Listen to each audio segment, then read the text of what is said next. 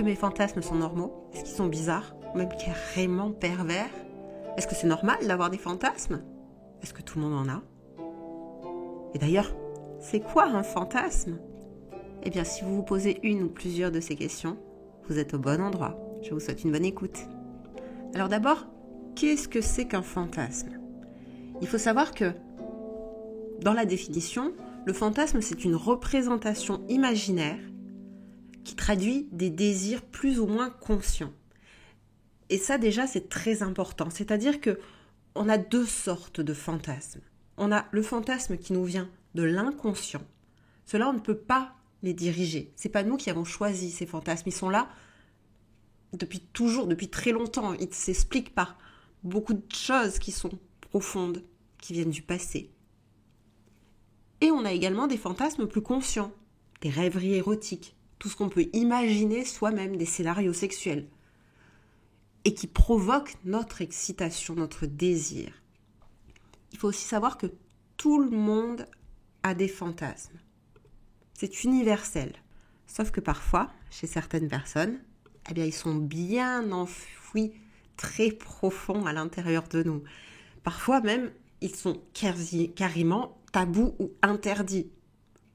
Et là, c'est pareil, ça vient du passé, de la culture, des croyances en matière de sexualité, de l'éducation sexuelle que l'on a reçue.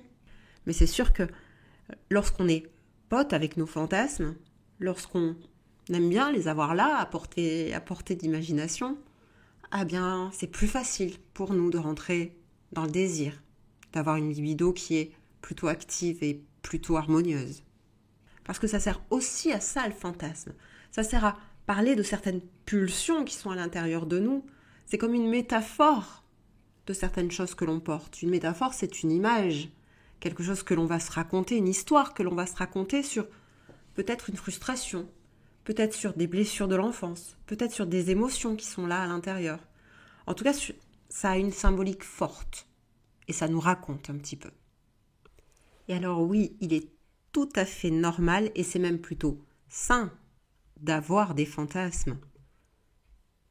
L'imaginaire est une partie très importante de la sexualité. Et les fantasmes, qu'ils soient inconscients ou conscients, ils nous aident justement à créer, à harmoniser, à conserver cette excitation sexuelle. On pense aussi qu'ils peuvent servir à signaler quelque chose, à nourrir par exemple un besoin psychologique, à calmer certaines frustrations, à équilibrer peut-être certaines parties de nous. Je vais donner un exemple très simple. Prenez une personne, homme ou femme, qui a de grandes responsabilités au niveau professionnel, qui dirige beaucoup de monde dans cette vie professionnelle, qui contrôle, qui doit maîtriser.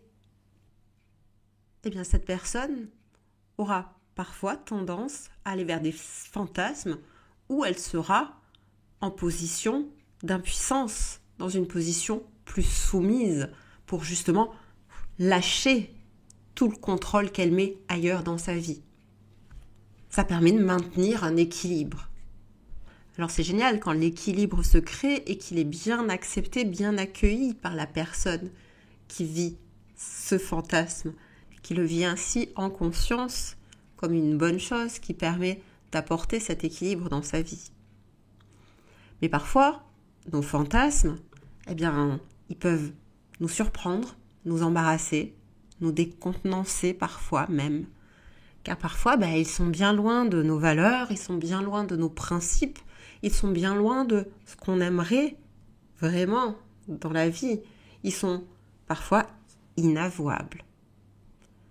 Ils ne correspondent pas à des choses que l'on souhaite concrétiser dans la vraie vie, dans la réalité. Mais là également, rassurez-vous, ces fantasmes-là aussi sont tout à fait normaux. Même ceux qui peuvent vous sembler les plus bizarres, les plus pervers, les plus étranges. Parfois, ça transgresse même les lois, ça transgresse les idées, les idéaux. Ça part dans des déviances, ce qu'on pourrait penser, s'imaginer être des déviances. On peut s'imaginer parfois des histoires, des scènes, il y a des images qui peuvent nous arriver comme ça, qu'on aurait même honte de raconter. et ça peut être un peu perturbant. On peut même se demander si, quelque part, il n'y a pas une partie de nous qui est un peu perverse. Eh bien, quelque part, oui et non. Ça n'est pas inquiétant. Et oui, il y a certainement à l'intérieur de tous qui nous sommes, qui que nous soyons, une partie un petit peu perverse. Et c'est normal qu'elle soit là, c'est ça la bonne nouvelle. Dans nos fantasmes, il va y avoir des scénarios qui vont être racontés, mais parfois c'est des scénarios qu'on n'aimerait pas vivre dans la réalité. Et c'est là toute la différence. C'est-à-dire que si vous avez là à l'intérieur de votre esprit des images, des sons, des scénarios sexuels qui vous viennent et qui vous semblent transgressifs, voire limite pervers, mais que dans la réalité, vous n'auriez vraiment pas envie du tout de vivre cela, eh bien c'est ok. Vos fantasmes sont plutôt sains et harmonieux. Ils ne sont là que pour exprimer quelque chose qui est là, profondément à l'intérieur de vous, ce côté ombre que nous avons tous. Car oui, il y a en chacun de nous un côté ombre qui est très important parce que n'être que lumière, ce n'est pas possible, on ne peut plus avancer, on serait aveuglé par cette lumière. Il faut un peu d'ombre dans cette lumière pour pouvoir avancer. Et à nouveau, là, c'est un équilibre entre chaque fantasme, entre l'imaginaire, ce qui vient de l'inconscient, qui est là pour réparer quelque chose, pour créer cet équilibre, et vos scénarios sexuels plus conscients, ce que vous avez envie de construire.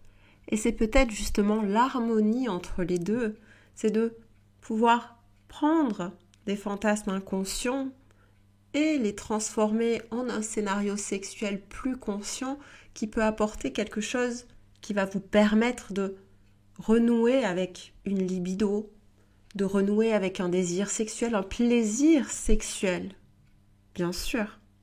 Car le fantasme sexuel, lorsqu'il est bien accepté, bien accueilli, il peut aider également à réguler son désir, à réguler son excitation pour avoir un orgasme au bon moment, au moment où l'on l'a choisi d'avoir cet orgasme.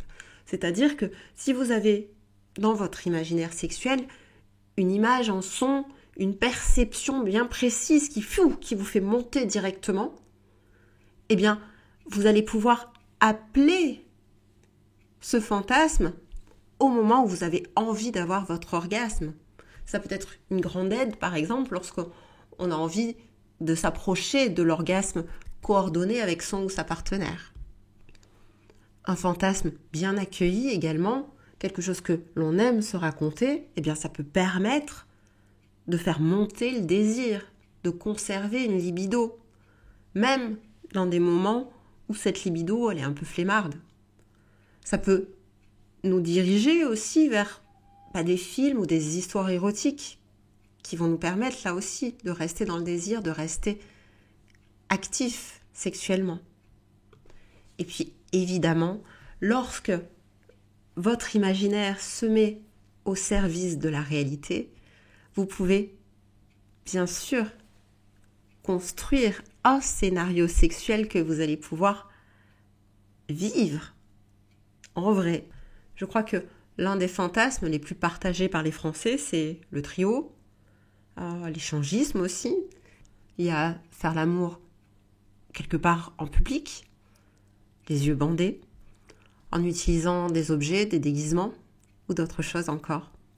Et bien là, profitez vos fantasmes dès qu'ils sont consentis et partagés.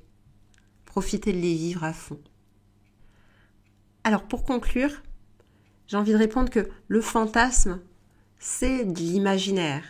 Il peut être conscient, construit, et inconscient, venir à nous sans que nous l'ayons demandé. Parfois, il peut nous sembler transgressif et être contre toutes les valeurs, tous les principes que nous avons, les principes de respect, de confiance, les principes de fidélité, d'honnêteté.